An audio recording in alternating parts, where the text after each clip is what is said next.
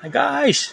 Mag-usapan lang natin yung mga aral natin sa buhay, episode 2.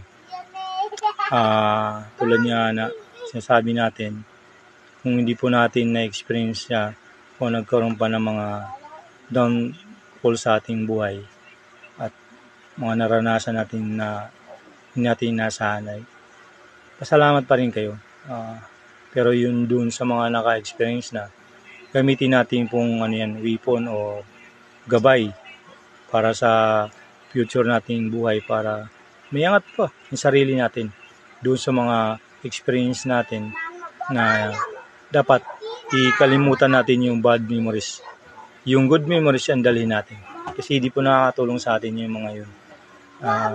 Makatulong para next time na ma-encounter natin, alam na natin kung paano natin i-handle yung sitwasyon yun, o paano natin maiiwasan, paano natin tatanggapin sa puso't isipan natin na ganung senaryo. Kaya ngayon anong hinaharap natin, yun po yung focus natin, tunang pansin, para makahaon pa tayo doon sa mga past bad memories na nasa natin, puso't isipan. Kaya mas maganda maging magpagpatawad, magkumbaba, kasi yun po yung magandang feeling po. Pagin natin yung follow and share. Salamat.